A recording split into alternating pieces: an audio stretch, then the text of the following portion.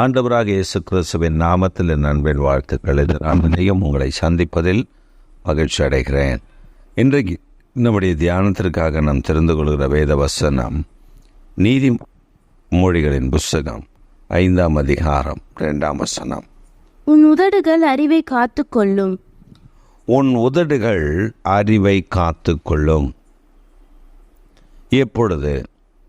ஆகையால் உன் உதடுகள் அறிவை காத்துக்கொள்ளும். எப்பொழுது அந்த அறிவை காத்துக்கொள்ளும்?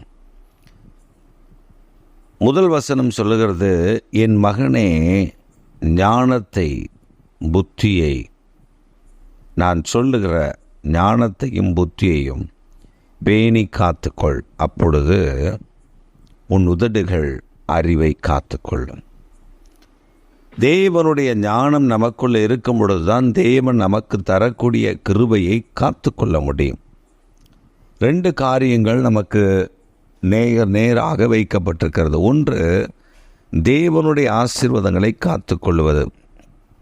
மற்றொன்று, தேவனுடைய ஆசீர்வாதத்தை இழந்து போவது.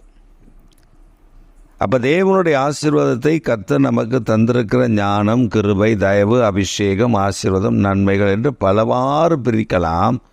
இந்த ஆசீர்வாதங்களை காத்து கொள்வது. அப்போ என் உதடுகளின் அறிவை நான் காத்து கொள்ள வேண்டும். அப்போ தேவன் எனக்கு தந்திருக்கிற ஞானத்தையும் அறிவையும் நான் காத்து கொள்ள வேண்டும் என்று சொன்னால் அவர் ஞானம் எனக்குள்ளே இருக்கணும். அவருடைய புத்தி எனக்குள்ளே காணப்பட வேண்டும். இது எங்கே இருக்குது? இந்த ஞானமும் இந்த புத்தியும் தேவனிடத்திலிருந்து நமக்கு எப்படி வருகிறது? அதுதான் வேத வசனம். இந்த வேத வசனத்தை வாசிக்க வாசிக்க பேதையை ஞானியாக்குறது, பேதையை தெளிவிக்கிறது, பாதைகளை காட்டுகிறது, பாதைகளில் வடுவாதபடி அது நிலைநிறுத்துகிறது. ஒருவன் விழுந்தால் அவனை தூக்கி விடுகிறதும் ஆண்டவருடைய வார்த்தை தான்.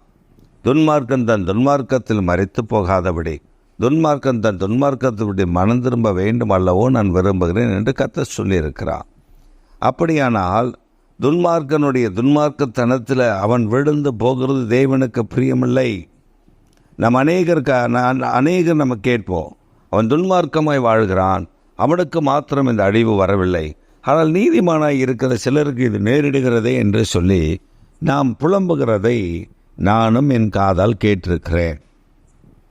ஒரு காலத்தில் நானும் இந்த புலம்பலை பாடியிருக்கிறேன். ஆனால் இந்த புலம்பலை பாடும் பொழுது கர்த்தர் எனக்கு கற்றுக் கொடுத்த காரியம், எவன் மேல் இரக்கமாய் இருக்க சித்தமாய் இருக்கிறேன் அவன் மேல் இரக்கமாய் இருக்க விரும்புகிறேன், எவன் மேல் தயவாய் இருக்க சித்தமாய் இருக்கிறேன் அவன் மேல் தயவு கூறுகிறேன். அப்போ நான் யார் மேலே இறங்க வேண்டும் என்று சொல்லி நான் வைத்திருக்கிறேன், அவர்களுக்கு நான் இறங்குகிறேன். அப்போ இந்த துன்மார்க்கன் எப்படியாவது மனம் திரும்ப மாட்டானா என்று நான் இங்கே நிற்கிறேன். அவன் மனம் திரும்பாத பட்சத்தில் என் நியாயத்தீர்ப்பு அவன் மேல் வெளிப்படுகிறது. இந்த அறிவை, இந்த ஞானத்தை நம் வாயில் காத்து கொள்ள வேண்டும். தேவன் தரக்கூடிய ஆசீர்வாதங்கள் நம்முடைய வாயிலிருந்து புறப்படும்.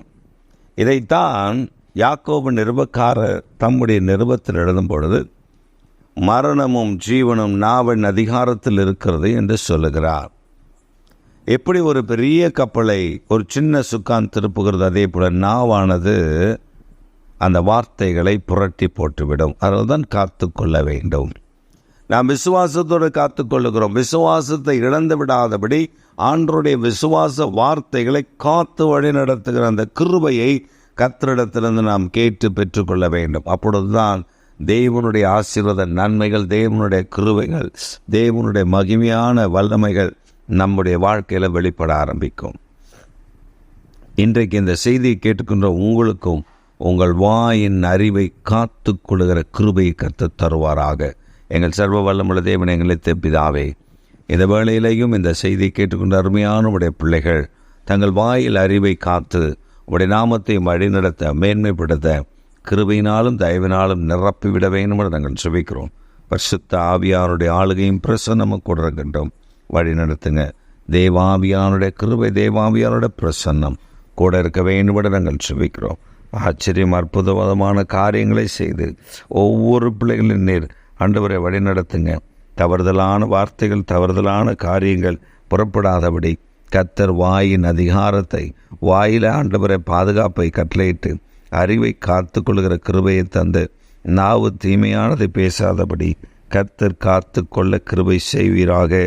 நீர் அப்படி செய்து விடுகிற நல் தயவுக்காக நாங்கள் உம்மை ஸ்தோத்திரிக்கிறோம். இயேசு கிறிஸ்துவின் நாமத்தில் ஜெபிக்கிறோம் எங்கள் ஜீவனுள்ள நல்ல பிதாவே.